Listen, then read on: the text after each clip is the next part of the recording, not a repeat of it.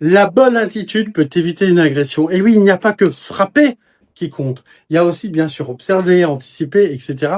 Mais la bonne attitude, c'est très important. Je m'explique. Si tu te balades dans la rue, avec les mains dans les poches, comme ça, et que tu as un peu peur, que tu baisses la tête, tu es une victime. Alors, bien sûr, ça ne veut pas dire que tu l'es concrètement, mais en tout cas, tu te comportes comme une victime. Notre copain Bob, l'agresseur, le rebelle avec la casquette à l'envers. Hein. Si t'es comme moi, né dans les années 80, tu comprends la ref. L'idée, c'est que lui, plus je vais être une victime, plus ça va lui donner l'autorisation de venir m'embrouiller, me voler, etc.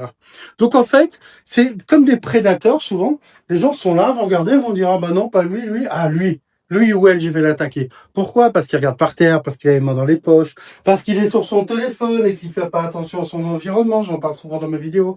Et là, boum, tu vas te faire agresser, surprendre, tu pourras pas faire grand chose, c'est très compliqué. Deuxième mauvais comportement, c'est d'être extrêmement provoquant et prétentieux. Ouais, je suis là, ouais, qu'est-ce qu'il y a? Je suis meilleur, je suis plus fort, tu veux quoi là-haut? Ça, c'est horrible parce que tu vas déclencher chez tous les mous du bulbe, l'envie de venir se confronter à toi. D'accord? Donc il faut pas être dans la provocation du style, oh, tu me regardes, hein, pourquoi tu me regardes? Alors, ça, c'est un mauvais comportement, tu vas attirer le défi.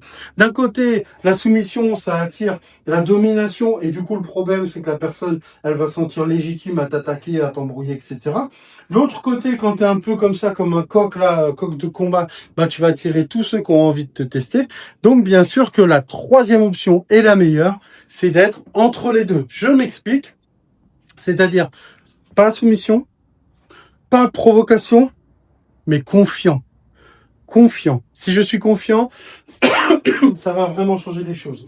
Si je suis là, confiant, je regarde mon environnement, je sais qu'il y a derrière moi, qu'il y a à droite, qu'il y a à gauche, j'ai les mains en dehors des poches, je ne regarde pas mon téléphone toutes les 5 secondes, je suis à l'affût de ce qui se passe, j'ai le plexus en haut, j'ai le regard devant. Ici, simplement confiant, mais pas provoquant, tu verras, c'est ça qui va beaucoup te protéger. Alors bien sûr, excusez-moi pour la toux, bien sûr, ça va pas te protéger de tout, mais simplement, un agresseur comme Bob, il va se dire, ok, lui c'est un soumis là, je vais crier un peu fort, well, elle va faire tout ce que je veux, ok. Deuxième chose, ah lui il veut se battre, attends j'ai envie de me la mettre et tout, tiens super, on va se battre avec lui, je vais lui sauter dessus, ok.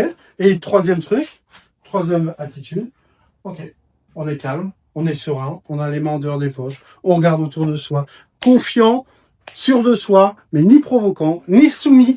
Et ça, c'est la bonne attitude à avoir. Une autre bonne attitude, si tu veux, c'est de liker, partager, t'abonner. Merci à tous pour votre soutien. Et surtout, n'oublie pas une chose, que la bonne attitude va aussi avec le fait de rester vigilant.